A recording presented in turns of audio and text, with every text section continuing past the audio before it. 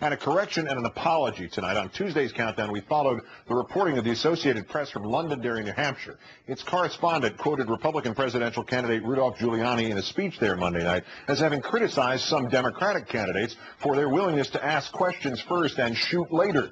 It's not like this happy romantic world in which, we'll negotiate with this one and we'll negotiate with that one, the AP reported at 6 p.m. Eastern Monday night.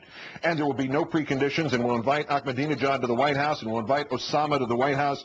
I mean, Hillary and Obama are kind of debating, whether to invite them to the inauguration or the inaugural ball. We predicated a segment with Arianna Huffington Tuesday night on Giuliani's criticisms of Senators Clinton and Obama and criticized him for claiming Democrats would invite terrorists to the White House. Then on Wednesday night, 21 hours after our newscast, the Associated Press issued a retraction of its original story that implied its reporters had misheard Giuliani, who did not refer to Ahmadinejad and Osama, and referred instead to Ahmadinejad and Assad, Syrian President Bashar Assad. The tape, which we played on Tuesday night, nearly a day before the Associated Press made its correction, shows both what Mr. Giuliani actually said and why there was widespread confusion about that. It's not like this happy romantic world in which, we'll negotiate with this one and we'll negotiate with that one and there'll be no preconditions and we'll invite Ahmadinejad to the White House and we'll invite Assad to the White House. And I mean, Hillary and Obama are kind of debating, whether to invite them to the inauguration or the inaugural ball. Well, there are obviously mitigating circumstances regarding this mistake. The Associated Press took 47 hours to make its correction, and ironically, even if Giuliani had referenced the Democrats potentially inviting Ahmadinejad and Joe Smith, the characterization of his remarks claiming Senators Clinton and Obama would be willing to bring terrorists to the White House is still surprisingly accurate.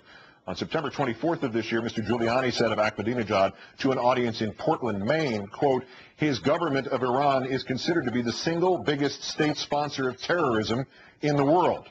Despite all that, nonetheless, Mr. Giuliani was misquoted by the Associated Press and on this newscast. And for that, to him and to you, I apologize. Oddball's Place of the Month next. First time for Countdown's Worst Persons in the World. The bronze to Rudy Guiliani for telling an audience in Portland on Tuesday that Senators Clinton, or rather in New Hampshire on Tuesday, that Senators Clinton and Obama might, quote, invite Ahmadinejad to the White House and we'll invite Assad to the White House. I mean, Hillary and Obama are kind of debating, whether to invite them to the inauguration or the inaugural ball. What, you get a pass because you didn't say they'd invite bin Laden to the inauguration? Just the despots of Iran and Syria? The heck you do. So we'll wait to see if Mr. Giuliani issues a correction and an apology. Our runner-up, Rudy Giuliani, who has now said at least twice about Tuesday's Democratic debate, quote, I thought I won the debate the other night because I was mentioned more often than any of the Democrats were. The Chicago Tribune's political blog, The Swamp, went back and checked. Giuliani was mentioned by the Democratic candidates a total of 6 times. Senator Clinton was mentioned by the Democratic candidates who were not her a total of 21 times. So we'll wait to see if Mr. Giuliani issues a correction and an apology. And our winner, Rudy Giuliani. You know about his ad in New Hampshire in which he claims that when he had prostate cancer, his chances of survival here in the laissez-faire healthcare system of the United States were 82%, but, quote, under socialized medicine in England, they would have only been 44%. He was already getting hammered on those numbers. The American Cancer Society said the actual 5-year survival rates are 99% here, 74% in England. The difference is largely because men in England who don't have symptoms still rarely get themselves tested early. Today, the controversy got worse.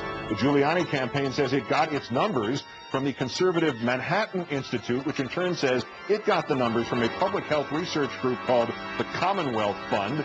And today, the Commonwealth Fund says these numbers are 7 years old, out of date, have been misinterpreted, and are now misleading. So we'll wait to see if Mr. Giuliani issues a correction and an apology. That's Rudy Giuliani, today's worst person in the world.